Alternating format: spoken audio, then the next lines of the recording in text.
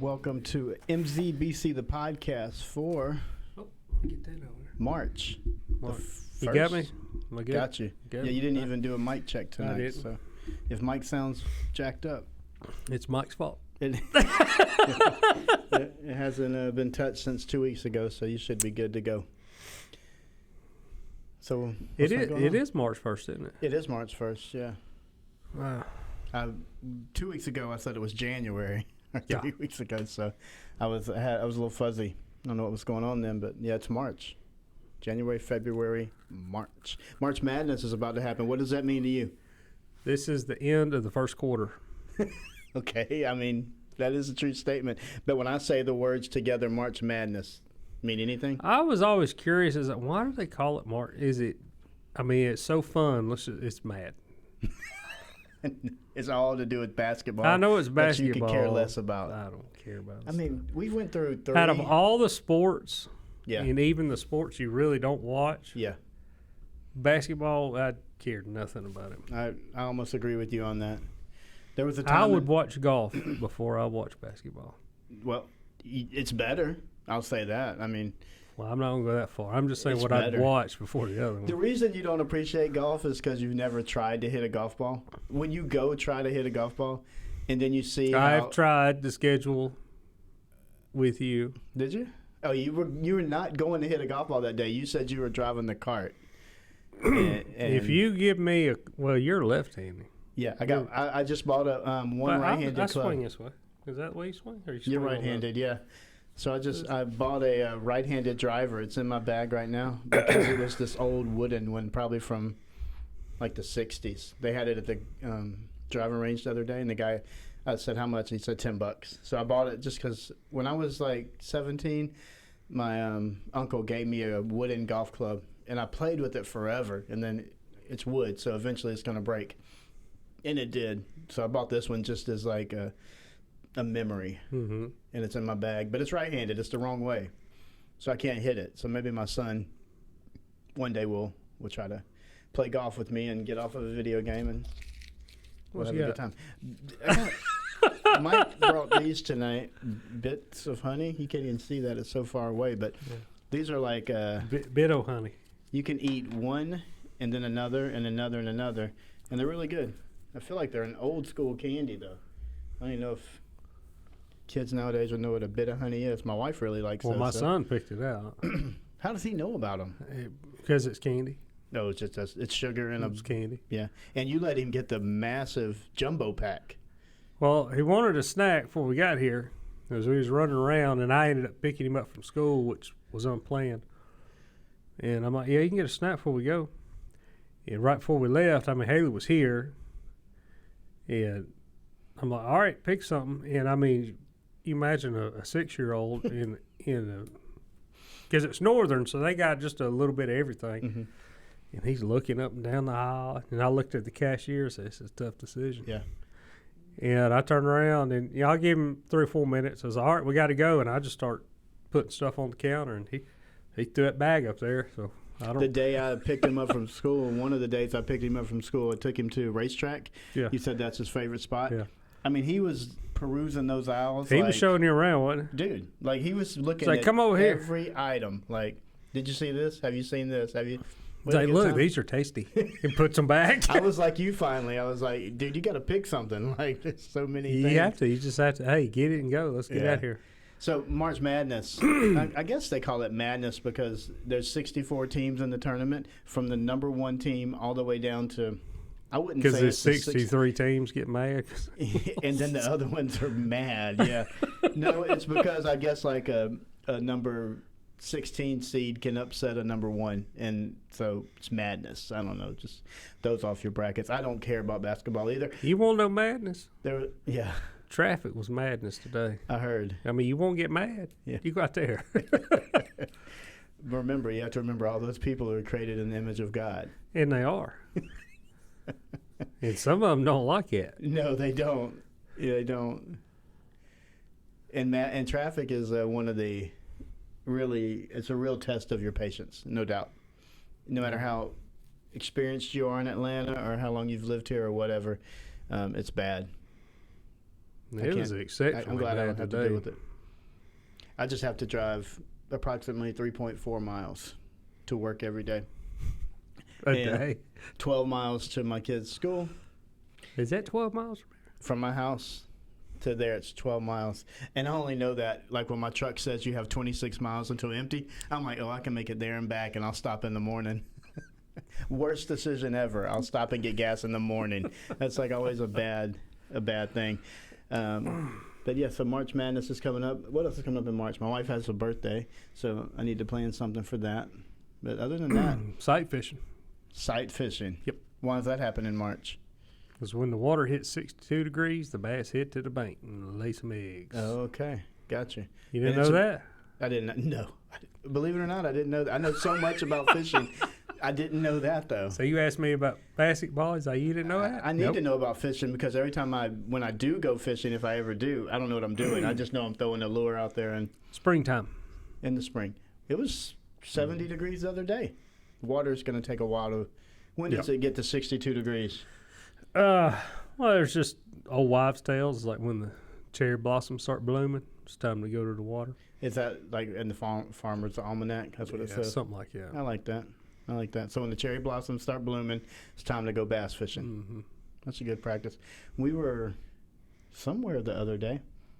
I think we were in Cincinnati. I guess to me, sight fishing is kind of like golf to you. It's like I can do it, but it is the most frustrating fishing you'll ever do because you can literally see the fish. Oh, because they're right on And the you bank. can see them. And you can hit them in the head with the lure, and they're not going to bite And it. you're like, why don't you just bite the lure, fish? Are you too And good? sometimes they will, but when they bite it, depending on what kind of bait you use, they'll just bite the end of it. And they're mainly picking it up with their mouth to get it out of their bed. Gotcha. I mean, you'll try to set the hook 10 times on one fish. Yeah, and then all of a sudden one comes along and got it. Yeah, well, they're focused in on one thing. Imagine a 18-year-old boy. That's what these fish are doing in this moment. Oh, in the springtime, is that when this so all goes so down? the males move up first. Okay. They come out of the deeps first Mhm. and go to the bank, and they're the ones that actually make the bed. Uh-huh. You'll see big sandy spots, hard bottom spots. Well, the big fat mamas, in a good way, because they're full of eggs. Mhm. They're hanging out, and then right when that water hits that certain degree, that certain temperature, they go up there and they cruise the bank looking for a bed, and the males are already up there. And she'll lay her eggs. She'll hang out for maybe a week or so. She drops all her eggs, and male fertilize it. She leaves, Wow. and then he stays behind. And that's it. Yep, and then they hatch. He'll guard them for a little while, till they're call them little fry. I mean, about that long. And he'll guard for a little while. He says, "All right, I'm out." Such a beautiful circle of life until you yank them out of the water with a hook in their mouth. Are you a catch and release guy? Mm-hmm. Oh, Yeah. Now, usually if you catch big females, it's just for sport. You catch them, weigh them, get you some pictures, and then put them back. Oh, okay. Because when they're going through their labor, it's very stressful on them. A lot of them, it could kill them. Yeah. And then you got these maniacs out there throwing metal hooks. And it's like, hey, will you bite that? I know you're having a hard time right now. I think it's funny that you said it can be stressful for them. Do you think? I mean, a metal hook trying to yank their mouth. Yeah, a little stressful. But Think fish have feelings? if they did, they haven't told me about them. That's good. No, I don't. A woman asked me the same thing. We were down fishing. We were beach fishing. Yeah.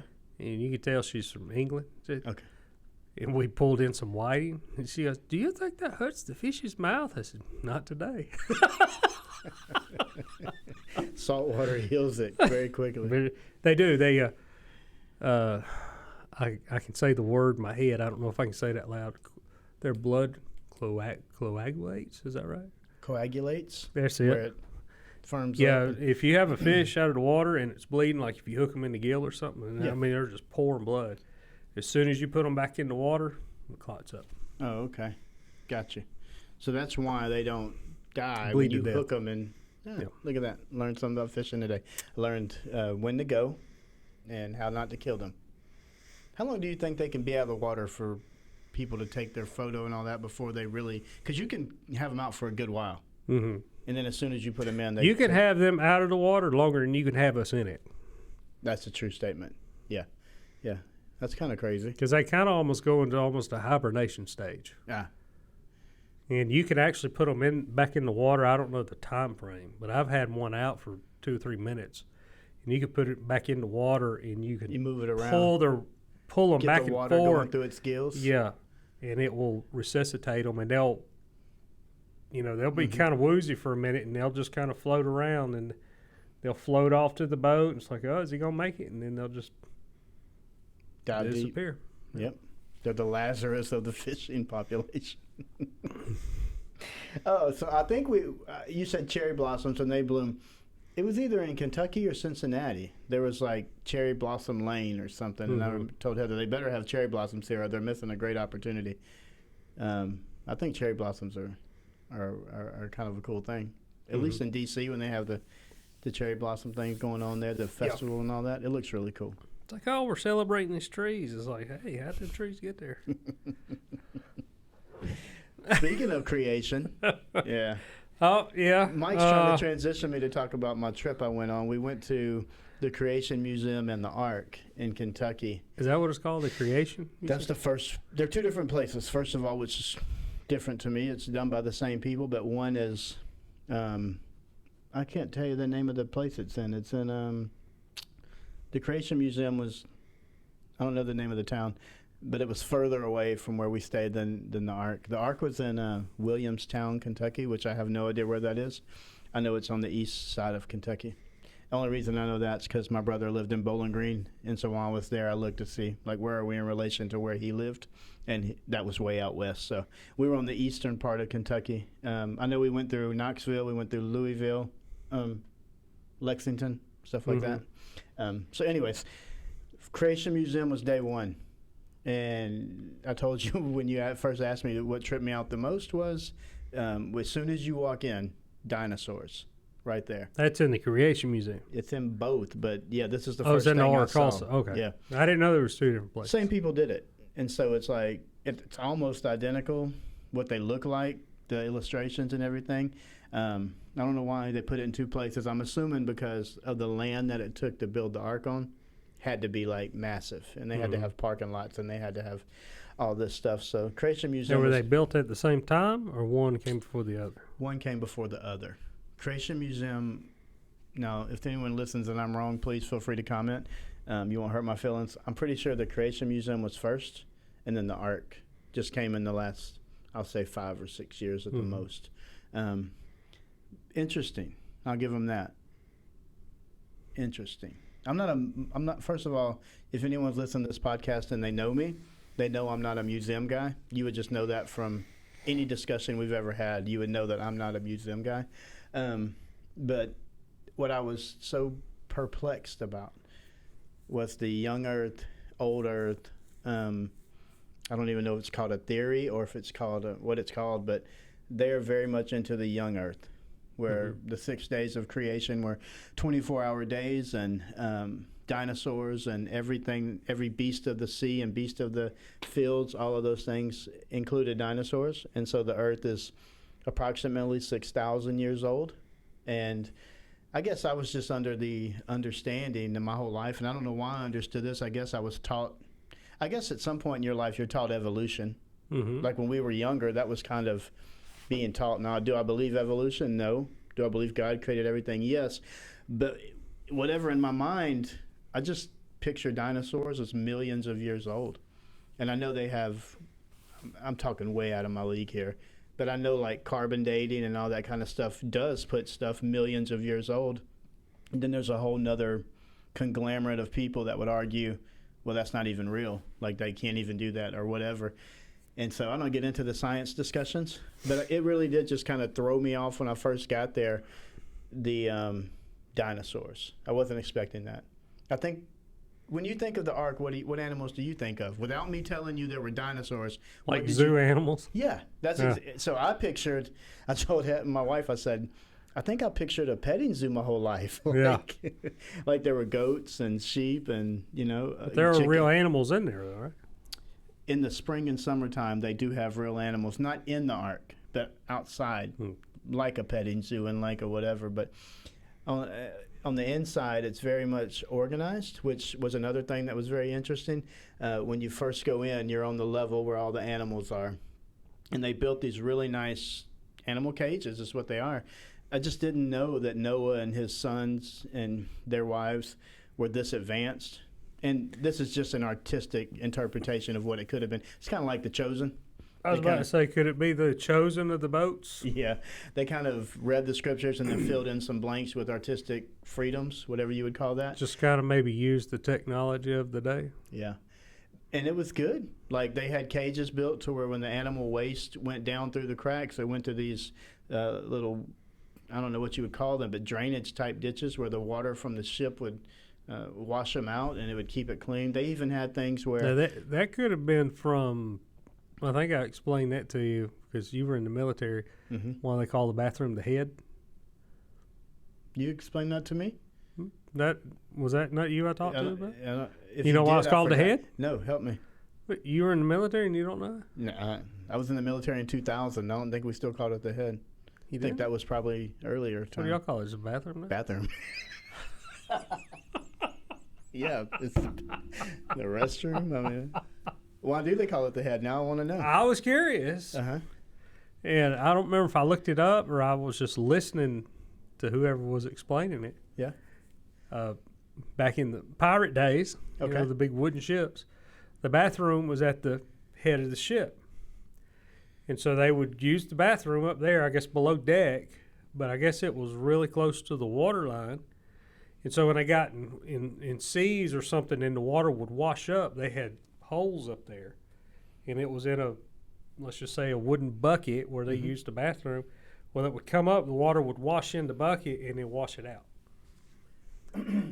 Well, that is basically what they had. So I'm wondering if that, maybe they did a little research. Like, absolutely. Well, I wonder if they had. Because that's basically what this was. It was little tubes that connected all the things, and water would come through some way, and it would just flush it out, which is an ingenious idea, I thought. When the boat would roll and the water would come in, it would go down the channels. Absolutely. It was like, that's why they called it the head. Well, there you go. I don't think that was me you told, and if it was, I forgot. But now I know. Well, now you know. There you go. And so the other thing they did was in those cages, like kind of attached to the cages for like the smaller animals and stuff that would eat bugs and different things, they had like breeding little things where the bugs would reproduce, and then they would cross over this little tube, and then boom, they're food because they're now in a cage with the animal. So there was like a constant food supply for them. It's like a reverse roach motel. Yeah, like, get out. You're trying to grow them this time. We don't want you to stay here. Get out. So that was interesting because you think about how do they feed all them animals? How do they take care of all these animals? Only 8 people are on the ARK. I mean, 8 humans were on this ARK, and it's massive. Like, they had a lot of responsibility. And so that was cool, seeing that. Really, I think the whole thing was very well done. If you wanted to go and you love reading and learning, which I don't, then that's your thing. I like learning. It's a good thing you're not an overseer. Jesus, I'm not really trying to read and learn all that stuff. It was a good time. Me and I always have a good time when we go away with my in-laws. They're just fun to be around. The house that they rented was fun. It was on nice land. I sent you pictures. It had a little pond. It had. I'd be like, no, I'm gonna hang out here. Yeah, that wasn't an option. Don't you think I asked that on the first day? Like, can I just stay at the house? And Heather was like, can me and my friends just hang outside? Yeah, she said no. We'll go behind the tree so nobody sees us. So the Creation Museum was cool, and then we went to the ARK the next day. They're both one-day escapades. Just go knock them out. What we did do on the first day, the Creation Museum is, I'll say, like 15, 20 minutes from Cincinnati, Ohio. So we went across the border from Kentucky to Ohio, and it's like you were like breaking into Mexico. We went across the border. Over the border. It's usually called a state line. We went over the border of the state, and saw the stuff that you would enjoy. Saw where the Cincinnati Bengals play football. You would like to see that. Saw where the Cincinnati Reds play baseball. Oh, yeah. And where the FC Cincinnati soccer team plays. Yeah, I was soccer. going to suggest you go over and check it out. Yeah, It's awesome. It was. And we also went to this, when we go to like St. Simon's or we go to Fairhope, when we visit my mom, or if we go to any little small coastal town in South Carolina or Georgia or whatever, we like to hit up like antique shops because sometimes they have just cool old stuff that are on the coast that maybe washed up on a boat, maybe someone found in the sand, I don't know. So we thought, we'll go to this antique store in Cincinnati and see what they found up here. It was a furniture antique store. So what they found there was thousands and thousands of dollars of really nice furniture that you would have to have a mansion to put in. It's like not a chair like this. It's a chair. Like a whole entertainment center. They even had, like if you go to a bar and a restaurant, the whole back part with the mirror. Ohio, I think that's part of the union anyway. Yeah. So it's going to be more expensive. It was. So Cincinnati was, I don't know what Cincinnati is. I don't know what people from Cincinnati or people that have negative thoughts about it say about it. I don't know anything about it. The part I was in was fine. It was a Thursday. It was a Wednesday. So there was absolutely no one around. Maybe a Thursday. So no one was there. I wonder where they were. They were at work. Or at home. I mean, we were I don't know where they were. But the thing about Cincinnati, I heard, was you have to eat at Starlight Chili, Chili. And do they put chili on spaghetti with like beans and onions and cheese? And I was surprised. It was actually really good. But apparently that's a Cincinnati thing. So we did that. Did you get a Pepsi or a Coke? Actually, I don't do either one of those. I got Dr. Pepper at one place and root beer at another one. Mm-hmm. I will tell you exactly where you were. Oh, depending on what I ordered, yeah. They don't have sweet tea. No. I bet they didn't. My father-in-law only drinks unsweet tea because he's from up there. There you go. Yeah. I didn't know there was a such thing as unsweet tea until late in life. Like from the South, our tea was made in a gallon and it had at least 2 cups of sugar in it. Minimum. Maybe 3. Maybe Minimum. 3. It was a good trip though. It was good. You guys went out of town? You went somewhere? Out of town, yeah. I saw you picture. No, we went to Monticello. Monticello. So you just went out of town. Yeah. Good time? Oh, yeah, always. Always. In the woods. Yeah, I feel you on that. That's why I liked great. being on that mountain. It's just Heather did not want to believe me when we'd go outside at night. I mean, here, all you hear is cars and there's just noise. You hear everything. There, you heard absolutely nothing. I mean, on top of that mountain, it was just eerily usually silent. When it's cold outside, Mm-hmm. the atmosphere is more clear, so all the stars pop more. It was cloudy. That was what I was disappointed in because I wanted to go outside and just look up because we were on the top of a mountain. You couldn't see a thing. It was all those rain clouds and all that, but very pretty, very quiet. So that's what we did for the last 2 weeks. That's why we didn't record last week. I was out of town. Me and Mike were going to do a Zoom thing, and on top of a mountain, the internet. We were just lucky to have internet. There definitely was no streaming going on. Mm-hmm. And you know who that made the most upset? You? My son, because he couldn't play video games. Like he could not get on his video game the whole time. Was he starting to itch and scratch? Yeah. It's like, he was counting down the hours until we came back home. Time to go? Yeah. Yeah, why don't you go outside? The last day, I'll give him credit. The last day, he did go outside for a couple of minutes by himself. Hung out, walked around, came back in. Like I said, it was 30 degrees. And it was pretty cold. So I'm assuming the wind was blowing too? Oh, yeah. On top of the mountain. I think it said 34, feels like 22. Yeah. So it was a little chilly. That could be a little miserable. But we had a good time. It was winter break, so I guess it should be cold on winter break, right? Yeah. Yeah, we just went to the woods, camped out, grilled out, ate food, camped out. Did you use your camper on your truck? The new? Yep. Nice. Oh, yeah. That worked out? Yep. That's what we did, and we just enjoyed the woods. Yeah. Good company. It was great. Well, good. Mike taught class for me last Wednesday. Well, not for me, I guess. Technically, we're doing it together. Yeah. We're trying to mix it up where I'm not the only one and teaching I did on Wednesday night. put the offer out. I'm like, if any of you feel like you want to be up here? I said, feel free. Yeah, let us know. It'd be great. I said, just let one of us know so we can give you a book.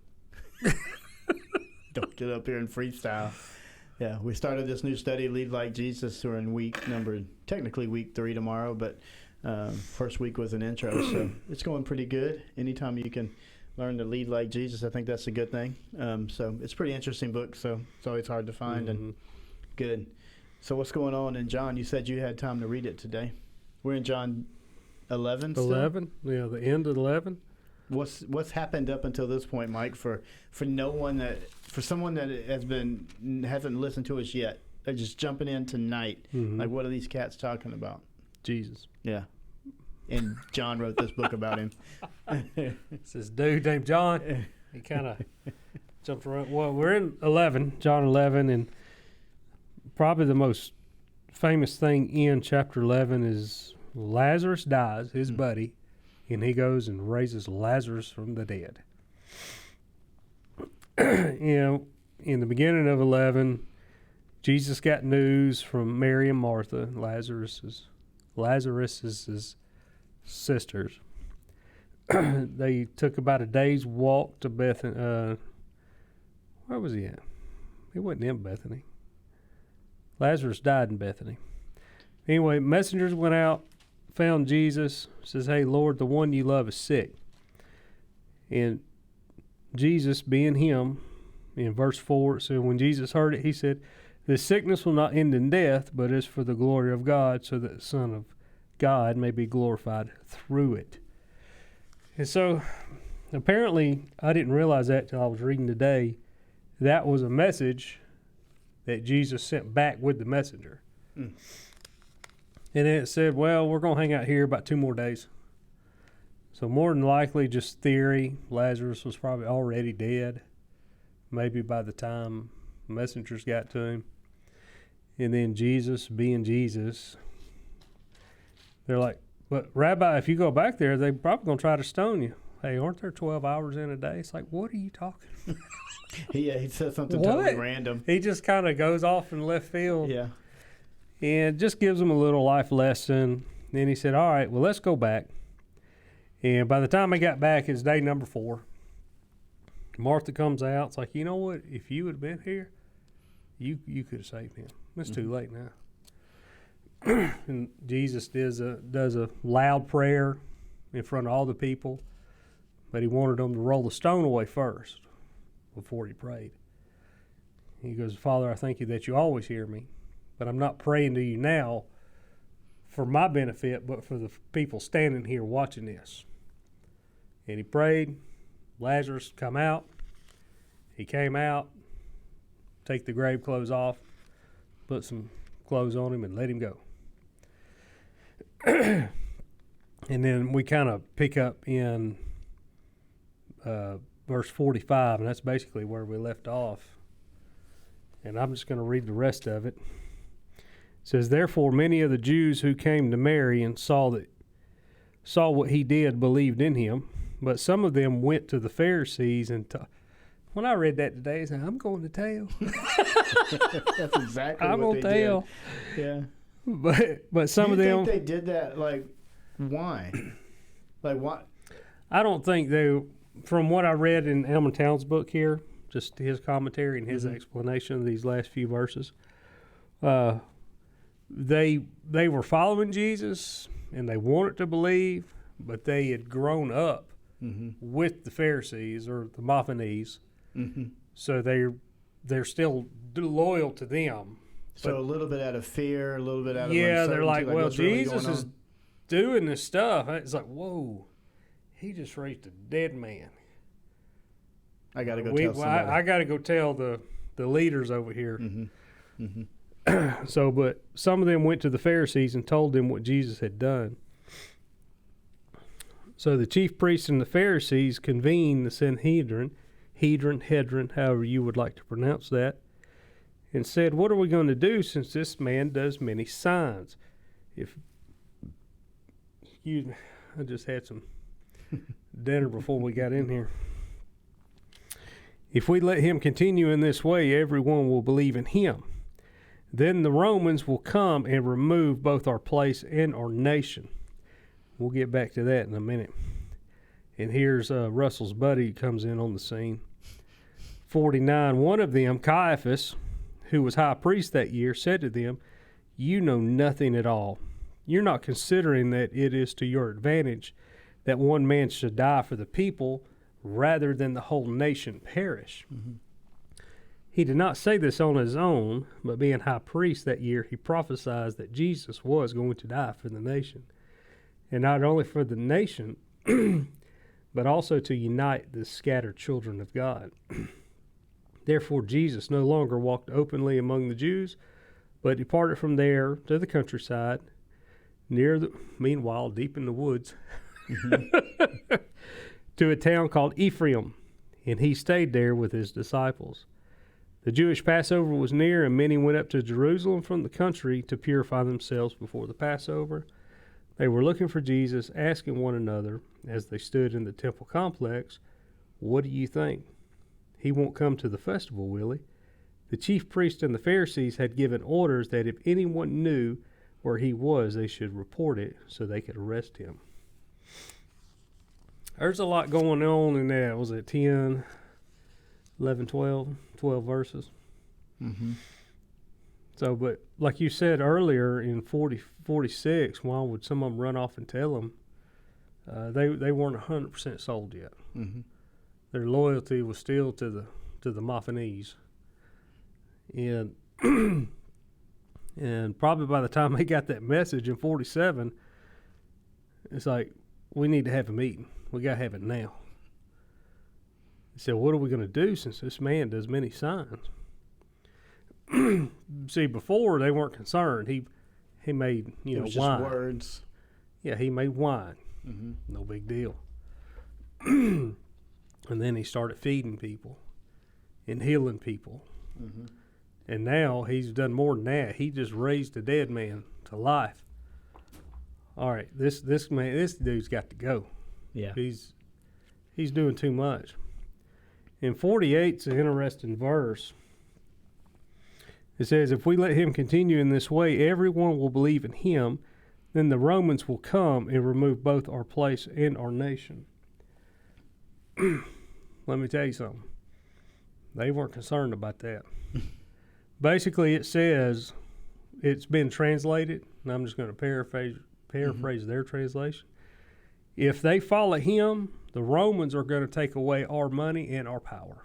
Yeah, that's what they were concerned. That's what that means. Mm-hmm. It shows you that they knew that he had something going on, because it says if we let him go on like this, then everyone will believe in him. Yeah, they're going to follow that dude, and we're going to lose our popularity. Mm-hmm. Mm-hmm. A little self-indulged. Mm-hmm. I was reading in here somewhere because I kind of broke it down a little bit. And basically it's right. It says, while the raising of Lazarus resulting in the defection of many Jews gave rise to this meeting, the real concern of the council members was how to hold on to their power and privileges. Mm-hmm. That's what that verse in 48 means. Yeah. Well, I think that's... We don't care if they get salvation or eternal life in heaven. We're losing our stature. We're going to lose our money. And I'm going to try to read this as they got it written. It says, Robertson commenting on the significance in the word order which concerns the council members, interprets the word place to mean position.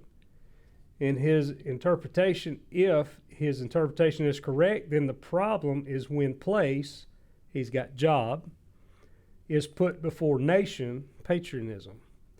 However, the word, whatever that Hebrew word is, place, is probably a reference to the temple and reveals their preference for a building over their desires to glorify God who inhabited the building. Mm-hmm. Just like we had right up here when this old church and the school building got knocked down. I don't know what y'all heard. I didn't hear any of it. Well, why'd y'all let that happen? It's like, We ain't heard from you in 20 years, and all of a sudden you're concerned? Yeah, I have the NIV version here, and that's what it says. It says the Romans will come and take away both our temple and our nation. Mm-hmm. So, yeah. They weren't concerned about them people. No. I don't think the Pharisees and the Sadducees and those people were ever too concerned about the people. They had some pretty prominent spots in what they did, and that's what they were concerned about. I mean, but and they even turn, like Jesus said, you turn my house into a den of thieves, because the Sanhedrin let those people come in to a house of prayer, money exchangers, and to buy the animals that were considered clean for a sacrifice. Mm-hmm. But they were coming from all over the nation, so they didn't have the same currency. So that's what the money changers would do. You give me, $1, and I'll give you 95 cents of good money. So they're going to keep some. Like you go to cash your check, I get 1% of your check because I'm cashing it. And then you take that money, that 95 cents, and go buy you a clean animal, and the money goes to the temple. Mm-hmm. And so does the sacrifice. They had a nice little racket worked out. Yeah. And that's why I got mad. I think, to relate it to today, they're saying if we let him go on like this, everyone's going to believe, and then the Romans are going to come take away both our temple and our nation, or our job and our nation, or our power and our position, whatever you want to think of it as. It's all the same. It's a little bit like, to us today, we don't want to give it all to Jesus because we're going to lose a little bit of our power in our our lives. We're going to give we might have to step down in a position. Mm-hmm. Instead of moving up, okay, well, God, if I'm going to follow you, you're going to have to move me up. He goes, no, if you follow me, I'm going to put you where you're supposed to be. Mm-hmm. And that's exactly what I believe the lesson he did say the humble would be exalted, but he didn't say nothing about no position. No, he never did. He said anyone who wants to be a follower of me must deny themselves and follow me. And he says that the first shall be last and the last shall be first. And he uses 50 different examples throughout Scripture. And a lot of times when he would preach that or teach that, he was whittling that crowd down, because usually some of them left. Mm-hmm. Like the vampire stuff, if you're gonna follow me, you got to eat my flesh and drink my blood. And they're like, this is a hard teaching. I'm out. This dude has lost it when they were doing the Lord's. Got some bad grapes. Yeah. You're right. So they would start whittling down, even when he fed it's called the 5,000, but they researched it, and it might be 12, 15,000 because of women and kids. But the feeding of the 5,000, they were going to make him king then. He said, this isn't right. So we did a good thing. He run off to the woods. Mm-hmm. And he told his disciples, he said, go down there, get in the boat, and cross over. I'll be there shortly. Well, that's when he come out, and the storm come. Peter stepped out. Jesus walking on the water. And he got to the other side. Immediately, the boat touches down. We've talked about that. Yeah. Well, then all the people come to follow him. He's like, you're not following me because of who I am. You're following me because I'm a free meal ticket. Mm-hmm. So they weren't even believing him. Mm-hmm. And we were talking about Colossians. That's what we're preaching through this time in the church. And that's what you're preaching through. Well, there was someone else that spoke this weekend, so it's we. Did John do Colossians? Yeah, it was great. Yeah, I listened to a little bit of it, but the volume was so low I really couldn't hear it because I was out in the woods. Oh yeah, I did pull it up though. Okay, no, he did a really good job. He did the same part I did the week before. He felt like God was just saying, go back and talk about the preeminence of Christ. Go back. I think this is what he thought. I'm gonna go make what Pastor Russell said a little more clear. You see where I was going with that? I thought he did. He did a really good job. He didn't use the word preeminence. He used the word supremacy of Christ. Mm-hmm. And so I think that's what they're talking about here, is they don't fully understand the supremacy of Christ. Yeah. Like they're not ready to give up all of themselves and just follow this guy, like those people that were just following him around for a meal ticket or to be healed or whatever they were following him around for. They didn't understand who he was and just how powerful he was. And then in that Colossians and other places, it said, like one of the disciples came to him and said, like, will you show us, like, God the Father? Like, can we, not can we meet him, but, can you and tell that will us? be enough for us. And Jesus said, like, if you know me, you know him. If you've seen me, you've seen him. You've seen the Father. And so even his closest disciples that were with him every day and saw all this stuff at firsthand still struggled with it. So it's understandable that these people who were taught a totally different thing their whole life, they were taught that this may happen. It is going to happen. It's probably going to happen. But then when it really starts happening, I mean, it's just too much for them to take in. They tried to get rid of it. Yeah. Because it was changing their lives. It's the same struggle today. It doesn't matter who you talk to when people come and ask me questions or they ask you questions. Really what I think when it boils down to it a lot of times is, what do I really got to change in my life? Like, is this really going to take away this or that? Or, and I've had that discussion. I've asked the question. I'm like, what does it look like? Because we hear it and we tell people, you just turn it all over to God or turn it all over to Jesus. It's like, what does that look like? I mean, how do you do that? And that's what I get. I said, I don't know. Yeah. I don't know what it means. And I said, the only thing I could tell you is you're going to have to spend time with him daily. Yeah. I said, I have no idea what that looks like. And it doesn't ever become like super simple where you just do it and now that's what I do. It's a constant daily thing of turning it over to God and trusting his plan. But this might be a good place for this quote that I've read. I'm quoting the book. I think it's John Elmer Towns. Says, but first he required that the stone be removed. That's when Jesus asked for the stone to be removed off first the got there. before he did his miracle. It says, often God waits for us to do only what we can do so that he can do only what he can do. So that's pretty good. I'm going to have to mark that down. Yeah. Sometimes we have to make the first move. We have to take that first step, and then he comes in and he walks with us. Yeah. I have discussions with people that are like, well, we can just pray about that and leave it up to God. And I'm like, I agree. Like, I'm not knocking. We can just pray and leave it up to God. But what if when we're praying, God is like prompting us to do? I mean, God could do anything like that if he wanted to do it. But many times in our life, we'll pray about it or whatever, and then God has given us a specific direction.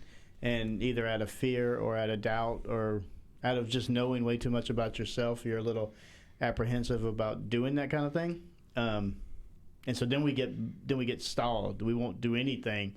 And so, yeah, I think you take it to God. But like you're saying, sometimes God gives you, okay, now you do this. And then once I get it's maybe a test, maybe a step of obedience, maybe a where's my faith at kind of moment. And then when God sees you do that, then he's like, okay, he's on board. Okay. Let's go. Probably the question that I've asked 2 weeks ago and then last week on Wednesday, I'm like, how would you teach somebody something without saying a word? How would you do that? I was in the class, so I heard the answer. I'm trying to think. You show them. You act it out. You do it. You do it. Yeah, you just do it. That's what I try to encourage people all the time with that word. Like, God calls some people to speak and share their testimony. God calls other people to just live it, man. Just when you're around people, respect them. You can be a living testimony. Absolutely. And living sacrifice. In my own, doesn't Scripture say that? Yeah. Like your body is Romans the 12, temple. I believe. Yeah. I mean, I present myself as a living sacrifice for, God, use me however you want.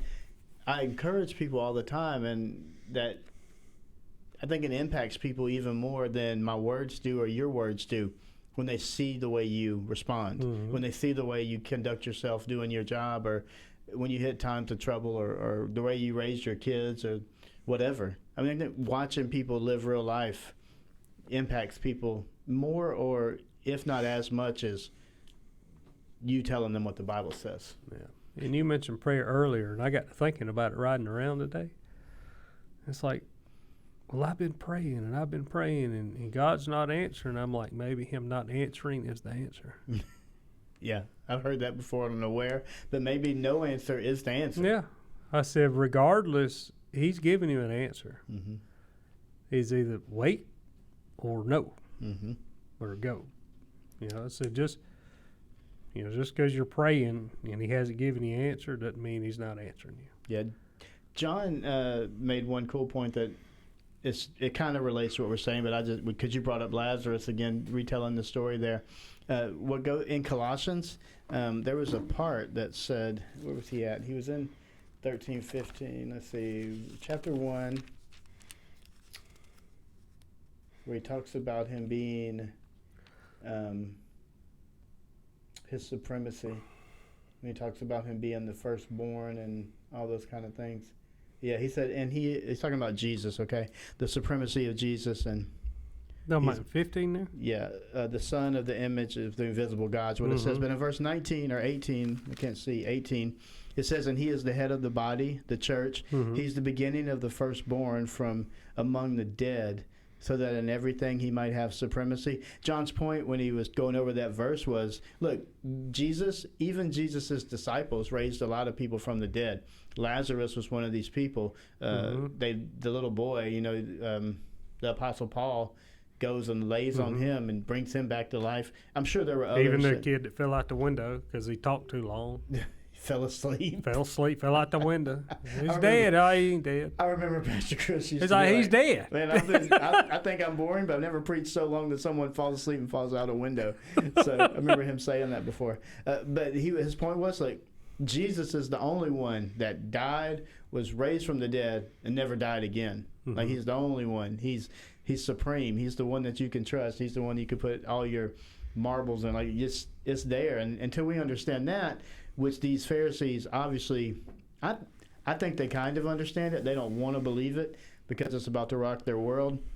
But until we understand the supremacy of Jesus, that he is above all things, he is in all things. It says in that Colossian scripture, all things were created in him, through him, for him, all those different words it uses. It's because he's the center of it all. And when we get to that point, then I won't say life becomes easier, but life becomes easier because now it's not all on you. Your situation may not become easier, but you're not in charge of that situation anymore. You might not have all the money in the bank all of a sudden, or your relationships might not be perfect, but whatever you're dealing with, the God of all creation is walking right through it with you. And when we understand that, then life does become easier to a certain aspect. And I think you and I were trying to say a minute ago that we had talked about life becoming easier, or the desires, or what you want, and whatever we were about to just say. But once you understand that, it just kind of changes your whole concept, everything. Like these people that say, some of them ran and they went and told the Pharisees as soon as they saw what Jesus was doing and saw Lazarus raised from the dead. And it's because they didn't understand that this is God in the flesh doing these amazing things. Don't worry about those people. Who cares about the Pharisees? I mean, who cares about what they were teaching you, whatever? Who should you fear? Man who can kill the body, or God who can kill the body and the soul? Yeah, well, there you go. So, they just didn't understand. I don't know. There's some pretty big folks out there.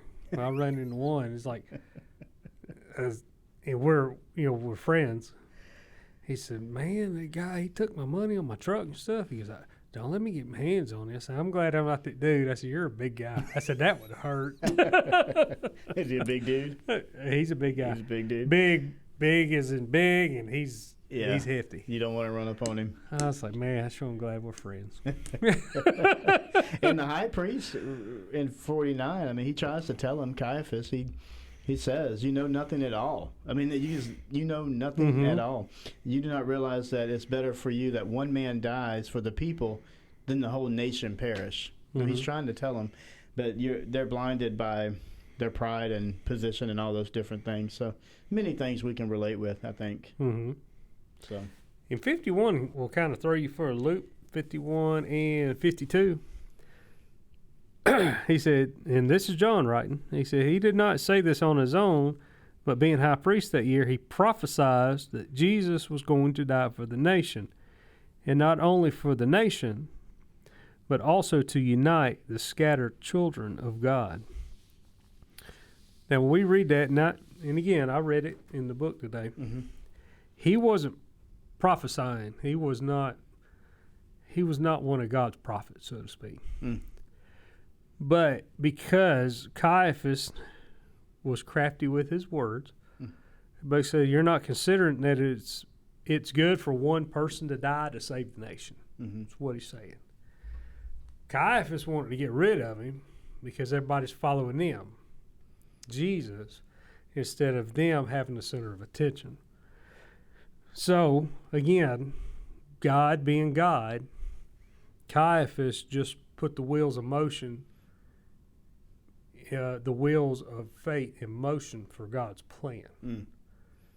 Because Jesus was born to die for the nation, and not only the nation, but every human soul. So Caiaphas said, if we get rid of that one guy, Israel will be spared. And under that, and we get to keep our position, we get to keep our big house in the temple, and we keep getting the money coming in. But he didn't realize, and he was probably being prompted by greed and position, Satan, that Satan's like, well, I'll use this guy because I know how to manipulate him. Caiaphas said, yeah, we'll kill him and get him out of the picture. And Satan's like, yeah, that's a good idea. And God's like, that's a great idea. When are y'all going to do it? And he was becoming, as he said right here, the substitutionary death of Christ. He was taking our place. So if you were to read it, he prophesied, it's like he was not prophesying like Abraham prophesied. Yeah, because it says he did not say this on his own, but as the high priest that year, he spoke up and said what we just said. So if you just read that and take it at face value, well, you would say, well, he didn't say it on his own, so God must have told him. Yeah. Well, and also, I don't remember if it's in John. I don't think it is. Caiaphas was a puppet priest. Yeah. His father-in-law was telling him what to do. Because when Jesus got arrested and was taken to the temple, he was taken to his father-in-law first, I believe is Annas, and then he went to Caiaphas. So Caiaphas is a puppet priest. You see that from time to time. So, I mean, what do you want to wrap up that part? And the two things that I wanted to point out in these verses, the Pharisees are guilty of breaking two commandments. Okay. One, commandment number 6, thou shalt not murder. Right? And these are that I'm supposed to uphold the law, but I'm going to break it. And the second one, justifying it, right? Well, it's okay if it's justified. Yeah. I mean, if you got a good reason, it's okay. I think I read that in Exodus too. I'm Thou kidding. Shalt not kill unless you have a really good reason, then it's okay. And then the very last part. The views and opinions expressed on here do not correlate with Mount Zion Baptist Church. Don't go murder anybody. Don't even try to justify it. And then the last one I wanted to point out is in 57, it says, the chief priest and the Pharisees had given orders that if anyone knew where he was, Jesus, he should report it so they could arrest him. Thou shalt not bear false witness. They lied to those people. Because back here it says, we're going to kill him. Well, we're going to tell these people, hey, send out our little moles. Hey, if you guys see him anywhere, let us know so we can arrest him. Just like they told Judas. We just won't talk to him. So you're lying. So you committed Well, you busted them on two. That's good. That's good. They almost busted that thou shalt not have any gods before me. They almost made themselves gods. Yeah. I mean, in reality, yeah. Yeah. So it could be three. Look at you go. Start thinking of them that all. That clear mountain air. I mean, it's got you thinking. They had to be a little envious, too. I mean, of what he was about to do. Because they knew once they knew it. They didn't care anything about him until people started following him. Yeah. They're like, he's doing miracles, and he's like, they all do. It's like, how many today? 5,000. You know, they didn't like that. Yeah. Well, that's 5,000 copper coins that could go in our pocket. At least. Yeah. Yeah. So Jesus is supreme, and he's establishing that. And then he understands his role. Like because here it says that, so from that day on, this is 53. So from that day on, they plotted to take his life. Mm-hmm. And it says, therefore, Jesus no longer moved about publicly among the people of Judea. Instead, he withdrew to a region near the wilderness, to a village called Ephraim, mm-hmm. where he stayed with his disciples. So he understood, like, I've done what God told me to do. I've created this movement, mm-hmm. following's happening. They're trying to kill me. I'm just going to back out right now and not try to. Because as he usually says, my hour is not yet here. Yeah. He said, look, woman, hour is not yet here. Now, he didn't mean it like you just said. I know. That's how I read it. Every time I read that, I hear it. Yeah. Better listen. I always think about him saying that every time to his mom, and I'm like, man, Jesus was brutal. But so Jesus understood his position. They're slowly but surely understanding his supremacy, and it's messing with their world. And so that's where we'll cut it out tonight. So what do we take from that, Mike? Like how do you take? Don't mess with the Maffinese. Don't mess with them. They will take your life. They will take you out. If I was trying to talk to someone on March 1st today, March 2nd tomorrow, and they say, tell me what these Pharisees wanting to take Jesus out and lose their power has to do with my life, what do we tell them? Depends on where they were coming from. Yeah. Just pick any scenario then. Mm-hmm. Well, ain't God listening to me? Yeah. Are you listening to him? I think it's all about being willing to relinquish. Mm-hmm. Who wants to be in control of your life? The question mm-hmm. for Bible study tomorrow night is, whose are you? Is one of the questions. Like, whose are you? Unless Bill's there and you got to say whom. Whom? Whom. Not who, it's whom. Well, not always. That's what I said. I was like, well, because the title was like, whom do you follow? I said, in the South, I just say, who do you follow? I said, but since Bill's here, we're going to say, whom do you follow?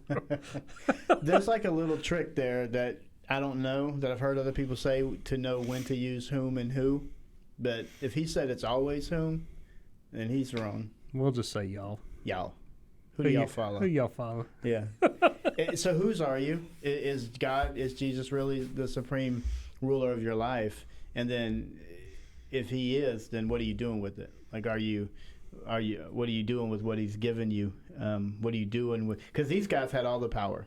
These guys had the ability to embrace what was happening and make it, but it wasn't God's plan, but I don't know. It's just power is a tricky thing where when you have it, it can get to your head, and many people have fallen because of power. Mm-hmm. And that's what these guys, this power blinded them to the truth that was happening of scriptures that they could quote. They didn't even have to read. They just knew them, and they knew the prophecy about Jesus coming. They knew how it was going to happen, and when it began to happen, they weren't down with it. It was going to rock their world too much. And so if someone asked me tomorrow, how can this scripture relate to my life, that's where I would start. Like, whose life is it? Like, mm-hmm. Is it your life? You know, have you given it to God to use to bring him glory, and whatever that looks like, because it looks different. And what gets me, the Pharisees were supposed to be They should have been the first followers of Jesus when they found out about him. I guess that's my point. They It's knew. like the Messiah is here. The one we're waiting on is here. And I think even today, and I haven't studied Judaism, so I don't know a lot about it just from what I've been told, is they're like, well, we're still waiting on the Messiah. It's like, you missed him. Mm-hmm. He gone. Mm-hmm. He's gone. According to this book, he's not here anymore. This wasn't it didn't come in the form they expected. They definitely I think expected they were more power and more they were soldier and expecting the military giant, because the Jewish nation, I will say the Hebrews or the Israelites, were looking for somebody to take them out from under Roman oppression. Mm-hmm. That's all they saw. They had tunnel vision, and a lot of times we could get tunnel vision in our prayer life. Like if somebody come to you tomorrow and say, well, what's this mean? It's like, well, what are you focused on? Mm. Are you focused on this one thing? It could be a big thing in their life, like, cancer or something of that nature. All they were concerned about is when the Messiah shows up, he's going to free us from Roman oppression. Yes, he is, but not in the way you think he's going to. Mm-hmm. He's going to free your soul from hell and death. That's what he came to free you from. All they saw was he's gonna take away our position and our place in our nation. He's like, it's not yours to begin with. I made it. Mm-hmm. So we can get tunnel vision, and I understand there are certain times where there's something on your mind and you can't get it off your mind. I get it. But this whole story here is the Jewish people like, we're not paying Roman taxes. It's like, well, whose face is on the coin? Caesar. Caesar's money, give it back to him. Mm-hmm. Like when we pay taxes, we got all kind of pictures on our money. It's just U.S. currency. Give it back to them. They're going to get it anyway. I mean, it really all boils down to understanding the power that Christ had. And this is where we can end. We can end on this one. So this is what I promised before next week. I'm going to try to learn a little more about New Earth, Old Earth, just so I can have a better answer when it comes to... As far as I know, we only had one. Yeah. I'm just saying there's two different discussions going on. Is it like a layer of cheese? If you leave it in the refrigerator unwrapped, it kind of gets old on the outside. But if you cut it away, you get to the new cheese? Yeah. No, I mean, there's a whole layer of science there that me and you don't even want to get into. But it's an interesting thought. So I'll look into that a little more just because I want to know. I don't even know if I'll find an answer. So I just want to have a better opinion. Old Earth? What? And I understand the land has moved, the plate tectonics. There you go. But what about the waters? Is it still the same or is it changed? It's all shifting, man. It's all shifting, man. Is it the same water, though? Look, dude, I don't know. You sound like Cheech and Chong now, bro. Have you ever thought about... Yeah, I probably have. Yeah, no doubt. This is where we'll end it, because what they were lacking and what we're still lacking in 2022 is understanding this. For God was pleased to have all of his fullness dwell in him, and through him to reconcile to himself all things, whether things on earth or things in heaven, by making peace through his blood that was shed on the cross. The scripture says that once you were alienated from God and were enemies in your minds because of your evil behavior, but now he has reconciled you by Christ's physical body through death to present you holy in his sight, without blemish and free of accusation. It says, if you continue in your faith, established and firm, and do not move from the hope held out in the gospel. This is the gospel that you heard and that has been proclaimed to every creature under heaven. And Paul's writing this in Colossians. So he says, and of which I, Paul, have become a servant too. And that's what we are. We're servants to the one that has died so that we can all be redeemed, that we can all be reclaimed. I didn't mean to say that, but we're all being restored back to what God originally wanted us to be. And that's what Jesus was there in those people's lives for right then, to introduce the restoration that sin was causing, to bring back the relationship with God that he originally created them for. and these Pharisees and people were feeling like their power was going to get snatched from them, so they weren't trying to understand it. And so the question for us is, do we believe that Jesus is supreme? Is he Lord of my life? And if he is, then am I living my life in such a way that others would see that others would notice that, and that they would even want to experience the same things that I'm experiencing because of who he is and what he is? And that's why we do what we do. And so we're going to keep talking about him. And you get those people that come up to you eventually. It takes time. And if you come up and you're like, and I've had doubts. I'm like, man, am I doing it right? Am I missing the mark? And then you'll get this person just come up out of the blue and says, there's something about you.